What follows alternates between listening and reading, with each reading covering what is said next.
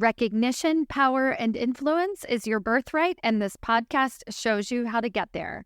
Welcome to episode number 238.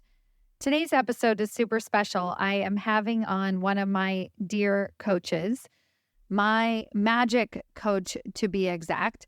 Lynn has taught me everything that I know about bringing out the magic that is within me.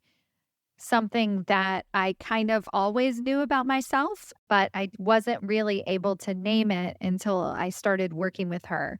And as you know, we're celebrating over 432 promotions this summer on LinkedIn as part of the Summer of Magic Spectacular. And I wanted to bring Lynn on the podcast today to talk about how she teaches magic and to offer you some tools if you're one of those people who experience magic on a regular basis, but aren't really sure how to use that magic.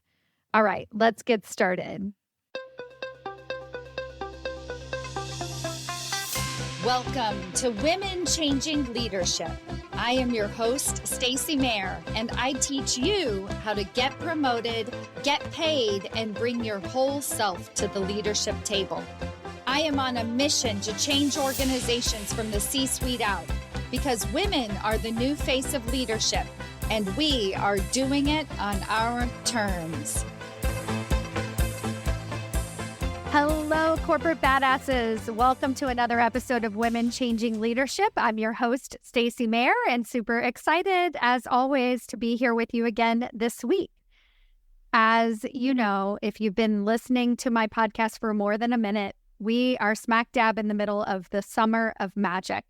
And one of the women who, the woman, I should say, who inspired the Summer of Magic is on the podcast today. And I am so grateful to have her on here to tell us all about magic. But before I do that, I really want to talk about how the Summer of Magic came to fruition. So you've heard me talk about what the Summer of Magic is, which is basically it was the summertime. I had one woman email me in the summer of 2022 saying, hey, I just got a promotion and the best news was I was on the beach, wasn't supposed to be checking my email, but I did, and there it was. And I was like, well, yeah, of course you did. Of course you got promoted on the beach. And then I thought about that as a possibility for so many other women to not only get a promotion, but what would it be like to get promoted while we're on vacation, while we're on sabbatical, while we're on maternity leave? And not only is it possible, but it is happening all around us. And so I decided to celebrate as many women as I could think of at the time, which was I set the goal to celebrate 13 women that summer, and we ended up getting like 18 women promoted that summer that we were able to celebrate. And since I was also working with Lynn at the time, and who you're going to meet in just a second, I'm so excited, she inspired me to expand that circle even larger. And through Lynn's coaching and guidance, I am happy to say that this summer we are celebrating 432 women and their promotions. If you're not already following me on LinkedIn. Throughout this summer, women who are getting promoted into higher level leadership positions, even while they are on vacation. Yes, Lynn just gave me the double thumbs up. It's so exciting. It's so exciting. So I'm going to do a formal introduction. First of all, thank you. I'm so excited that you're here. I have no idea. Either. I don't know where this conversation is going to go, but I know it's going to be really fun. So Lynn Rogala is a coach and practitioner on an expedition to reclaim the lost things, the ways of moving that are primal and human. That means magic and mysticism, and also moving more with the seasons. And it also means cleaning up the grimy layers of the industrial model of humanity, which she loathes. She is here for freedom, for everyone, and for a more spacious life. What a fantastic introduction. Thank you. It sounds even fancier when you read it. Oh my God. I love it. So good. So I adored Lynn from the first moment that I met her, but I will say, I may have said this to you already. So I don't know, maybe tears will come out of this conversation too. Good. But to come up with the idea of the Summer of Magic, as you're listening to this, it could be simple, but what it involved in me was my ability to own my own magic. And I've been working with Lynn one-on-one for a couple of years now. And that's like my biggest thing that she's taught me is that I am a magical, mystical woman who has this ability to create. And I'm like, well, yeah, it makes sense. I've been doing this my whole life. But she has shown me that not only is possible, but that I have been doing it my whole life, and then how to do more of it. So Yeah. can you explain to us what that is? Like, I know we're just going to hit it from the ground running, like we're just going to go for it, but like, what? So this is something I kind of discovered by accident. I never sat down and thought, I'm going to become a coach that helps people learn about their magic. That was not a thought that I had. And it came a lot from discovering my own. Things just started happening to me. Things that I couldn't explain, things that I knew were real, but didn't, quote, make sense. And I very much was just playing around with stuff and intentionally playing around with, can I do this? Can I do that? And then people started coming to me to work with me as a coach, and they all had in common these magical things that they were doing. And sometimes they didn't know that they were doing. So I had the first client I worked with where I figured out, wow, we're going to really work on magic together. I felt prompted to ask her a question if she had had a certain kind of experience, which I don't want to say what it was because I don't have her permission to share, but have you had this certain kind of experience? Have you ever done this thing? And she said, yeah. I said, okay, cool. And it was a very magical thing. And then she said, oh, I'm so excited for you to teach me how to do that. I said, oh, no. My magic is that I knew to ask you that question and that you have that. I don't know how to do that, but you do. And so we started working with this magic that she has, because my magic is seeing other people's. That's one of the things that I'm really powerful in, and also growth magic. So I can see it, pull it out, and we can make it grow really, really fast, but not in a gross way. I'm always really careful about talking about fast growth because it has that like dude bro marketing feel to it. And it's not how I mean it at all. It's still gentle and organic, but it's just a lot of growth. I mean, I think you can attest to that, right? With us working together. And so that's what we started doing, she and I. And then what I found was more people came to me. I was just seeing the magic in them and on them. I could just see it. And so as I worked with more and more clients, I actually started developing a curriculum, a curriculum for magic, which was also not something that I sat down. In fact, I think now one of the things I think I might be creating is like a school or a university of magic. I think that's what's coming next. Oh, I can't wait. I will be there. Oh yeah, I know. You'll be one of the people. And none of it was anything I ever did on purpose. I was just really open to the experiences that were coming in, and came in with curiosity and an open mind, and also a lot of intentionality. Like when I play with my own magic, I've been really intentional. Like, I'm going to see if I can do this. Maybe I can and maybe I can't, but this is what I'm testing out. And that's part of what I was saying about the expedition to reclaim whatever was in that fancy intro that I wrote and you read. I think we had a lot more access to this stuff, especially as women, not exclusively to women, but I think especially as women. And it was broken and stolen, and the lineages have been broken. And so instead of having teachers, we're left with just kind of fumbling along on our own. Yeah. And not only that, but I think hiding, right? So there was something about, you gave me permission to see it in myself. And then therefore I had permission to then tell other people that this is what I'm doing, what I'm creating. And then next thing I knew, I'm celebrating 432 women getting promoted this, right? Like, it's like that kind of expansion and being able to do more. It seems like it's something that is always within me. I could say, oh, maybe my grandma had it too. Oh, wait, I bet my great grandma had it too. You can start to sort of see it. And I know from my clients, the ones that feel like, I think I know more than my boss. I think I actually should be running this whole company. And then I'm like, yeah, you should.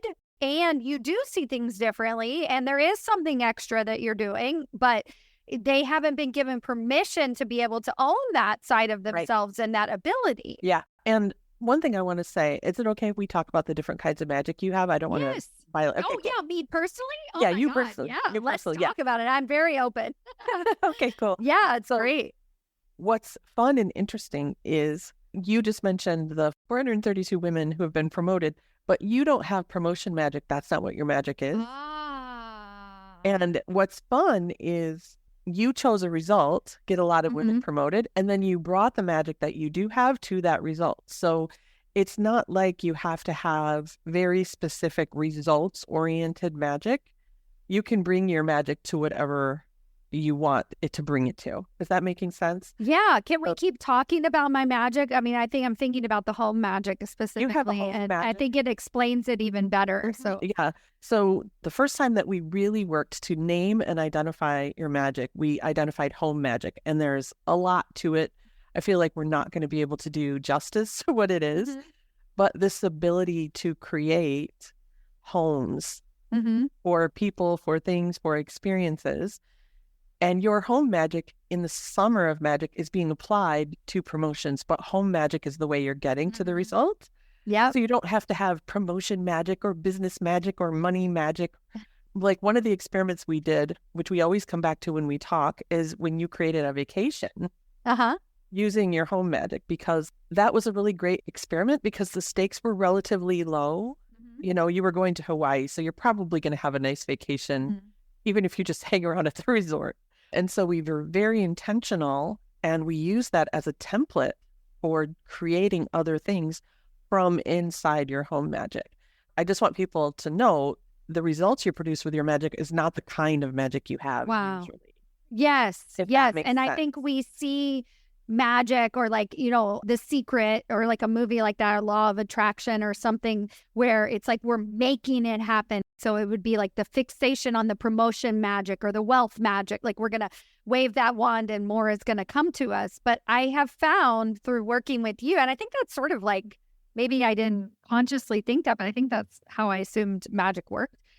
You have helped me uncover myself and really where that magic is deeper. And so the more I really honed in on my home magic and who I was and why my work mattered, then I was able to wave the magic wand and create more promotion, right? Like it was like, oh, I get this, you know? Yeah. And that's what I've noticed is that the people that are attracted to me, that want to talk to me, like if you're listening to me and thinking, oh, you really want to talk to her, you have magic. For sure. Those are the people that want to talk to me. And it's usually given for something, but those aren't the same. They're distinct. So you have home magic. It's given, at least right now in your life, for women in leadership. But you don't have women in leadership magic. Not that you don't do magical things, but that's not the texture, at least as I've seen it so far, of your magic. It's what your magic is given for. Does that make sense? Wow. Oh my gosh. I just got some more thoughts. Like now I'm like, okay, Lynn and I are talking tomorrow on our coaching call. So you're making notes. This is so good. This is so amazing. Yeah. So let's talk a little bit more about your process. So one of the things that was really helpful to me is oracle cards. And you use oracle cards as a tool to uncover some of this magic. And one of the things that we were finding repeatedly, so we had one thing which would be coaching conversations, but then I kept drawing a card that was a goddess of Vesta. And then she is literally like a home she's literally the goddess of home and hearth. Yeah. And it kept coming up. And then one time this card was stuck to another card, and I went to pull the other card, but then that one was stuck to it. It's like I had to draw it one more time, right? And then the other pieces, I was just like, I mean, I love this stuff so much, is that later, once we sort of uncovered this and I was able to use it and I've been playing around with it and experimenting, as you say, I stopped drawing it, right? I don't draw it anymore. Yeah, no, because you own it. No. Right, I own it. And so I started bringing oracle cards into my leadership table mastermind as a tool. And I know that in all of your workshops that you offer and stuff, you use oracle cards. And the way that I explain it to my clients in terms of benefit, and then I want to hear from you how you think about oracle cards in general, is that it allowed me to trust myself more than any other tool in my life. Like if we're having a conversation about home magic and then I draw a card that says home, and then 2 weeks later I draw a card that says home, or like that trip in Hawaii when I was just doing like a full moon reading sitting on the porch and I drew a card that said signs, Yeah. Just And you literally waterfall stuff. Yeah, it was water and signs. And then literally when I drew signs, the rain came from it was like a monsoon dropped on the porch. Like it was like out of nowhere. Talk about trusting yourself. And just like, I was like, whoa, what was that one? But I was just like, it was me. It was my magic, whatever. And so more of that uncovering and trust of myself, which is, I guess it's like confidence. It's like it builds everything and has been so helpful for me. Tell me about Oracle cards. I guess. I first got into Oracle. So I have prophetic gifting and I have a really specific kind. If people say, well, what's going to happen? That's not the kind of prophetic gifting I see. I don't see like the future, but I can see people's magic, but I can kind of see like who a person really is and also the possibility of who they are layered together. It's like I see more than is there. Or I see what's really there. Maybe it's a better way of saying it. And I first got into Oracle. I was taking a course with someone and she was introducing us to Oracle. And I was getting really amazing reads. Like, oh, this is really cool. And what it really is for me is just a tool to focus that thing that I already have of seeing. And you and I, as one of my clients, you and I have done some of the bigger reads, those big Celtic crosses that I do with my Oracle cards that are essential oils, which is also a big thing that I'm into, where we kind of look into a situation and like all the pieces and moving parts of the situation. But it's not really the future. It's more like an enhanced vision of reality, like an enhanced, like goggles or something that go on. But I like what you said too about trusting yourself, because a lot of the Oracle is tapping your own. It's just a tool to tap what's inside you. And I also hold it really lightly. I don't know if you remember one of them. I used to do moon reads. I know you came to those all the time, but there was one, it was either for the moon or the equinox, I don't remember, where I had everybody lay out the cards and I said what they were. And then the prompt I gave was, and if you don't like it now, rearrange it until you like it, because I don't want to I'm not shackled by anything. If you're getting a read and it doesn't feel good, then whatever, it's just a tool. Now, not to say there's another side of that you have to be careful with, which is I'm just going to keep drawing cards until I get one I like. Yeah. Because then you're not trusting yourself. Now you're second guessing. But to occasionally be playful and say, if I'm shuffling and a card falls on the floor, sometimes I take it and sometimes I don't. But it is really that trusting, but also for me, like a focus of a gift that I feel like I already have. Yeah. Do you have a favorite Oracle deck? I do. I love my essential oil one. I think because I'm most connected to that one, because I'm really connected to the energy of oils. Also, like each of the oils is kind of like it talks to me. And talk like this sometimes, and I can't believe who I used to be. But anyway, we'll talk about that in a minute. Right? I say sometimes, depending on when you met me, it's hard for you to believe who I was or who I am or whatever. I love the Enchanted Map by Colette Baron Reed. I love that one. And I think part of it is because it was my first deck, but also it's a really easy deck to read. It's a really good beginner deck. It's really welcoming. It has like a welcoming feel to it. Yeah, I love that. And I realized, we're speaking a little bit of a new language for some of you listening. And so when I first introduced Oracle cards to my clients, I don't think any of them had ever used them, owned them, or whatever. And so I'll just give like a brief 2-sentence explanation of what Oracle cards are. First of all, we will link to these in the show notes if you're interested. But one thing that I also really like about Oracle cards is that you cannot do them wrong. Not that you can do tarot wrong or other types of modalities, but there is an interpretation that goes along with the cards. In Oracle decks, typically they are whatever you see in them, and there might be more complex versions of Oracle cards, but in my experience, it has been incredibly accessible. And part of the trusting of myself is that I will buy a deck off the internet and I will read it and I will have an interpretation and I will have thoughts, whether it's from the picture or the words or the question I asked before I drew it. And then that's it. Like, you can maybe read what it says about the Oracle deck in the book, but you don't need much more than that. And you don't need a Lynn. I mean, you can have a Lynn. She's here. Yeah. And we'll link to her stuff. But like, you don't need a teacher. You are the teacher. You are the wisdom. Yeah. I started to learn tarot and then stopped learning tarot. ADHD more than magic there. But Oracle decks are more accessible than tarot because there is no interpretation system. Like tarot has a pretty I say rigid, but I don't mean it in a negative way. It's like a very complex system of meanings, whereas oracle cards are a little looser and you can use them. I know some people really, they're very visual, and so they always respond just to the pictures and they never look at the book or rarely look at the book. Some people are more logical and they're always looking at the book. There's been times that you and I sometimes will read in the book of the cards that we pull together, and we're like, the first two sentences feel really good, and then it trailed off after that, so we stopped reading. And so depending on who you are as a person, like, are you more visual? Are you more logical? Are you more somatic? Are you more, you can just use the cards as they talk to you in your way. You're not stuck with any particular way of doing it. I really want to give everyone permission to just explore this more if they're interested, if they find it. And just like you said, if you are listening to this and you're still listening, you do have magic. So why not? If you're into it, it's great.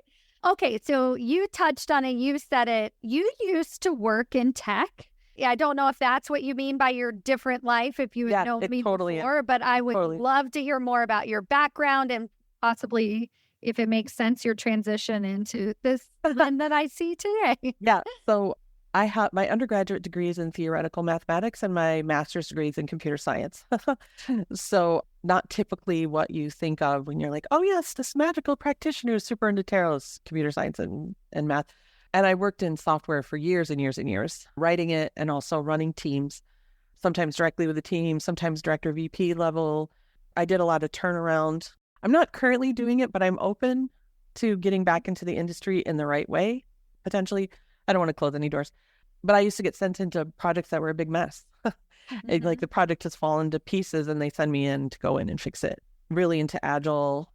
There are places where that does overlap a lot with what I do because I got into like the way that Agile is now the thing in software, but for a while it was like this complete rebel, bucking the system kind of person, and that's who I am. But I was also thinking it's really interesting. I don't know if this answers your question on the transition, but we were talking a minute ago about how your home magic is currently given for leadership, women in leadership, and that specifically right now it's given for promotions in the summer and the summer of magic. But home magic is kind of more fundamental, and it's not the only one you have, but let's just keep that. One of mine is growth magic.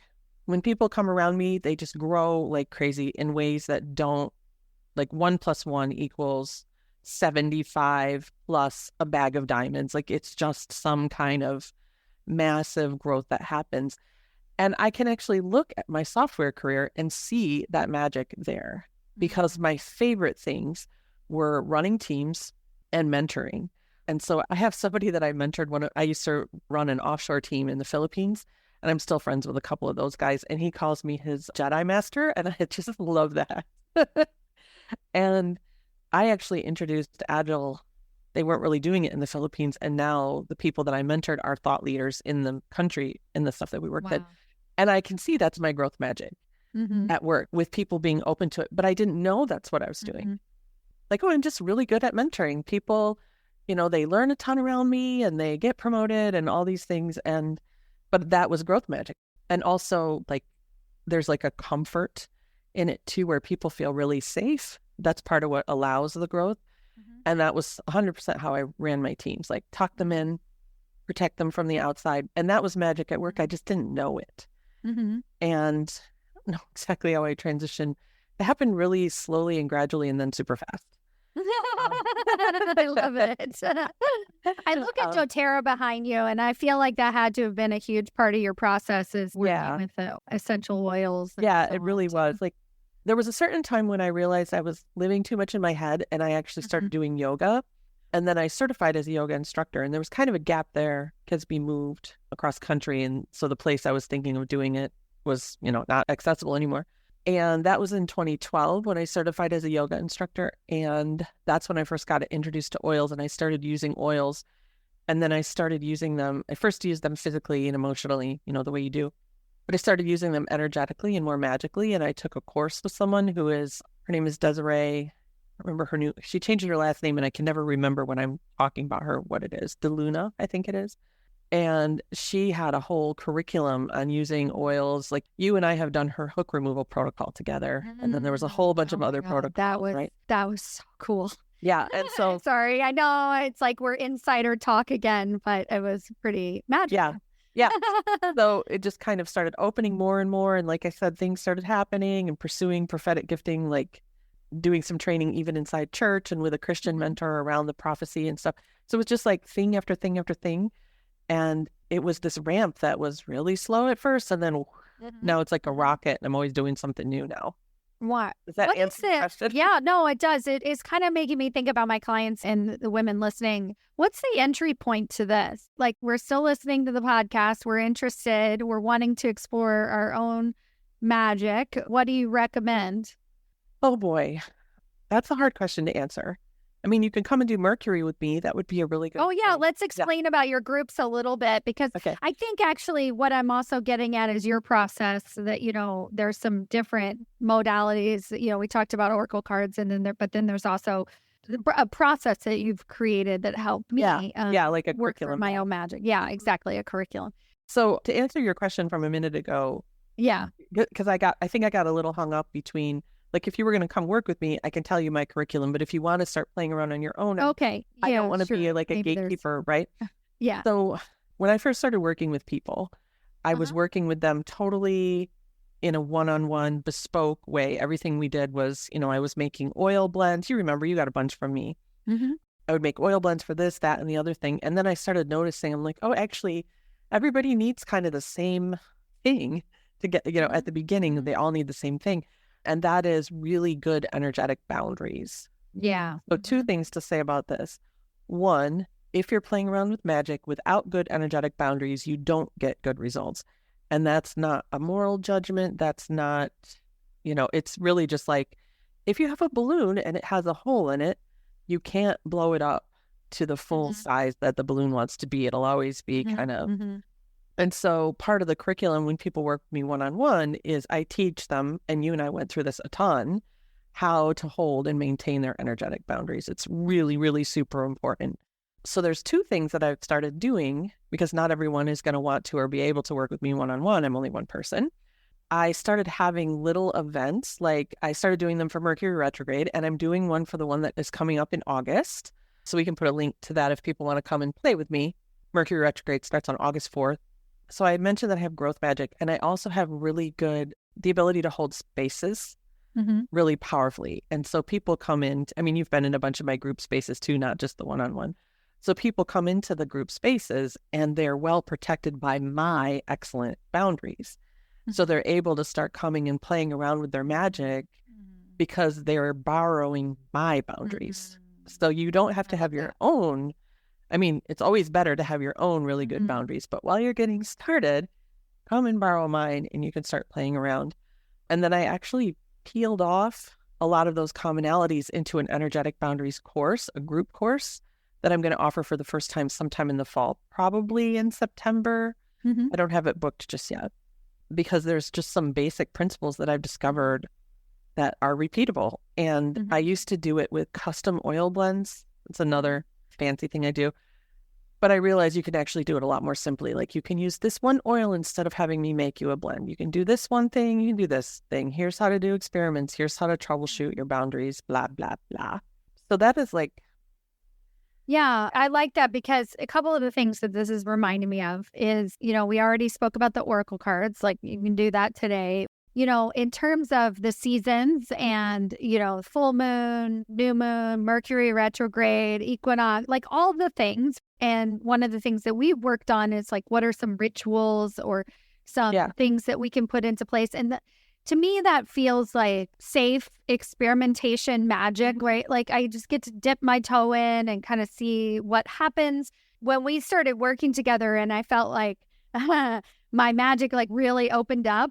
It just like literally like it hit me in the face with the lack of boundaries. It's like we opened up these possibilities. We opened up, I don't know if it was like an energetic portal or something. And it seemed like everybody and their grandmother was like in my space. Like, I started to get weird phone calls. There was like a homeless person that started accosting me. And then I was just like, what is happening? And I think that we might have, like, you might be listening and you might have opened up that for yourself. This also is why I love the work that you do so much, Lynn, is that because let's say we were talking about getting our magic shut down through generation after generation. And so if we open up that magic and then something comes in, we're going to shut down. Like I remember being very scared, and I had my kids with me when the homeless man, and I was like, I haven't had this happen in a very long time, and I felt vulnerable. And I think under normal circumstances, I would have like recoiled. And then you were like, oh no, you just don't have good boundaries. Let's work on it. And I was like, really? And then I did. And then the next day I felt stronger. I felt like I had those boundaries, and then I did. And it was like much more within my control to allow myself to both open and know that I had that boundary work done.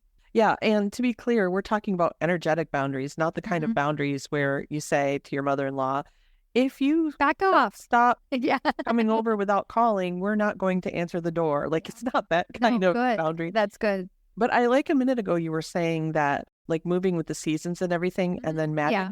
And I actually have those distinct under an umbrella that I call, like I said in my little intro thing, like reclaiming this more primal way of moving where magic is only a part of it. Like actually playing around with actual magical energy, whatever it is.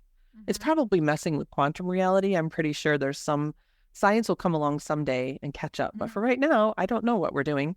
But that way of moving, that's like, I refuse to show up the same way every single day. I actually feel better in the summer than in the winter, or I don't feel well when it's cloudy outside or whatever, rather than showing up as like, you're the same person every day, because you're not the same person every day.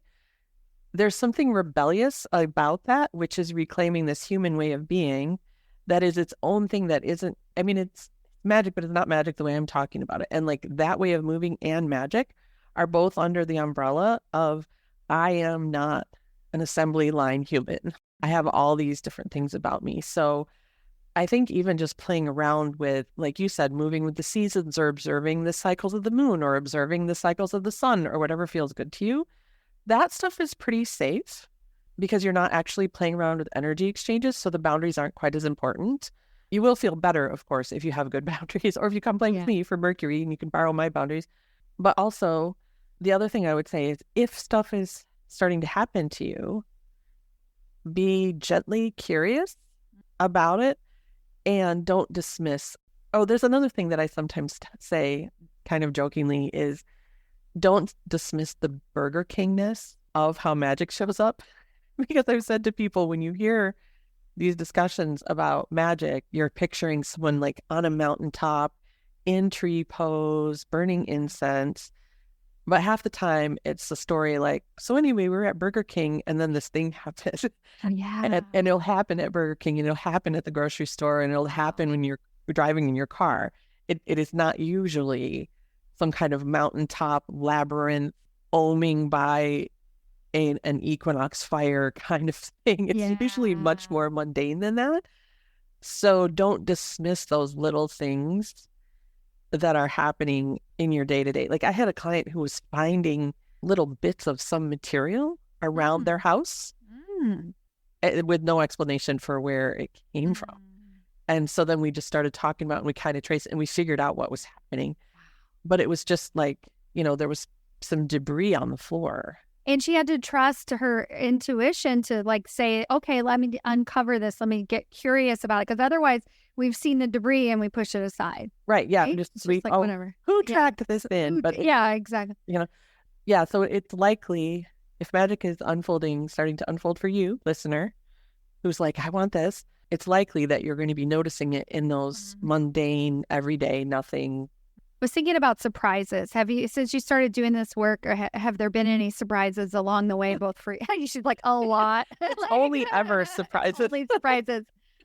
I do have one cool story of a client where we were talking and we did some energy work and she brought in a year's worth of mortgage payments from the past the next day.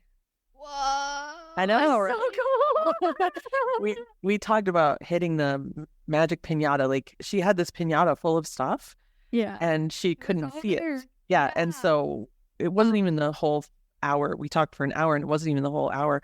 And I was able to just help her orient toward it and give it a couple whacks and all this stuff came out. And And it kept coming out, and it's still coming out. And I didn't do that. She had that piñata full of stuff, but I was able to show her, like, hey, there's a piñata right next to you. Why don't you just give it a couple hard whacks, and boom, all that stuff came out. So we haven't touched on something really profound about your work that I personally find profound is, and I ask all of my podcast guests this question about why you personally feel motivated to have a voice at the table, or so to speak.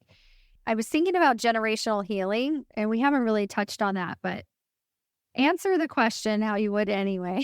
But because it was a leading question, and like I wanted to also share why I was asking it, but you do you. My brand is A Spacious Life, and that's a brand that came to me in 2007, but I had no idea what it would look like. And I would say I probably still don't have any idea what it looks like. It changes all the time. It makes me just fly off the handle when I see people in any kind of bondage where they're not free, they have no agency, or they have their agency restricted in some way. They're not thriving, and it just makes me like incandescent. And what I really want is for every single person to have a spacious life as it applies to them. What does that mean for you? It, yours is different from mine, is different from the person up the street. But I want everyone to have access to freedom. Like, I'm just so motivated by freedom. And that sounds like a platitude, but there's a feeling to it of, and that's why there's so many ways to it. Like, we had our magic taken away. We now move with the quarters rather than the seasons. Like, January 1 is in the middle of winter. Why is it the new year? It doesn't make any sense at all to me. It doesn't feel right. And we are expected to show up like automatons rather than human beings. And not to open this can of worms, but like, okay, so AI is now writing and doing art, and we're doing what? Like, AI should be doing the crappy work, and we should be writing and doing art. Just this, having our humanity and our thriving as humanity removed and hampered and stolen. And that can go a lot of different ways. That means a lot of different things for different people. And for me, I find I'm much more effective when I'm working with the people who are doing, like, I'm 100% sold out to more women in leadership with you. But I would not be on the front lines of that fight. I'm going to work with Stacy and make sure she is as effective as possible here. And I've worked with people who work in art, and I've worked with people who work in emotional safety and empowering. Like, I have a little thing on my desk that says, I ignite the liberators. And that is the thing for me. I hope that answers. Yeah, no, it was great. And one of the things that has been super cool is because I'm talking about my work with you more, and I had one of my clients who I've been working with for a few years inside the leadership table. She was in one of your groups. Actually, she's been in a couple now. Yeah. And I remember like thinking, oh, maybe she's done stuff like this before. And she was like, no, like I just showed up, and your work is so accessible that way. And so tell us how we can find you, do more work with you if you're at all interested. Probably the easiest way is to go to my website, aspaciouslife.com, and get on my newsletter. I'm also A Spacious Life on Instagram, which I'm not super active on Instagram right now, but there's links in my bio for all the goodies that I have. The things that I have coming up most immediately, as I mentioned, I'm doing something for Mercury retrograde, which is a group program, but way more than a group program. It's an energetic container that contains the energy of Mercury retrograde and makes it fun and generative rather than scary and chaotic. I mean, still chaotic, right? And the theme, I haven't told you the theme yet, the Mercury retrograde enchanted forest. Ooh. Fall back into the arms of the lion. Oh my gosh. Right? It's very excited about it. So there'll be links to that on my webpage. And I assume we can put a link in the notes to the thing. So that would be a good way. And then the biggest thing is to get on my newsletter, but I'm also having the energetic boundaries class coming up. And then a little later in the year, I'm going to be doing a year-long adventure where we didn't even talk about how much I love story, where I do these storytelling charms that kind of create, and they're very magical. They are like a charm in a story. I'm going to be running that as a year-long thing, but in 3-month sections. So you can come in and leave or stay for the whole year. And it's going to be very much about discovering the magical world inside you, learning how to map it, learning how to navigate it, discovering your own magic, your own way of moving, developing your guidebook, your spell book, all the different metaphors and things. The best thing is probably just to be on my email list. So good. I love it. I love all of it. Thank you, Lynn. You're amazing, magical person. I'm so grateful to have you in my life and to have you on this podcast. If you are promoted as part of the Summer of Magic, make sure that you hashtag me Summer of Magic 2024 so that I can celebrate you as well. And also let us know what comes up for you after listening to this. If you start to notice those little things on the floor. Yeah. We want to hear about it. And I forgot to mention that I'm creating a coupon code for your listeners. Mercury. Yes. So if you come and join me for the Mercury retrograde, it's going to be 10% off, and the code is just Stacy. STACY. Yeah. Put it in. Oh my gosh. Yes. So you get to save 10%. Thank you, Lynn. Thank you for that. I appreciate it. The magic is already right. All right. Take care. Thank you so much for having me. This was great. Bye.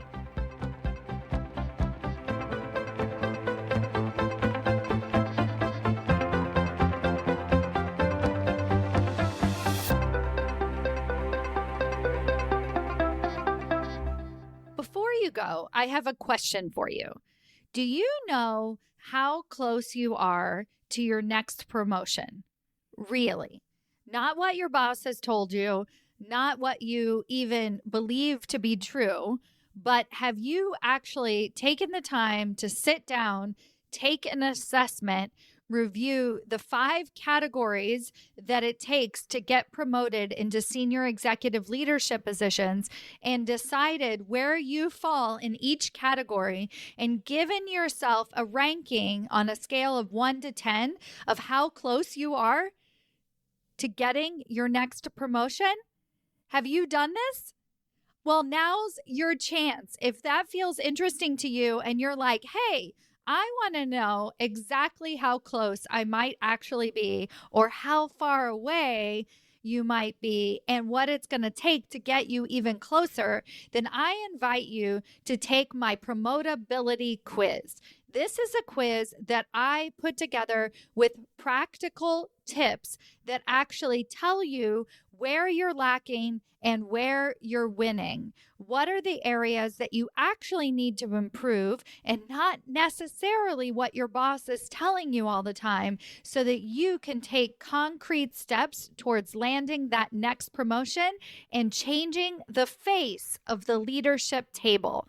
Go to yourpromotabilityscore.com to take your free assessment today. Yourpromotabilityscore.com and let me know how it goes.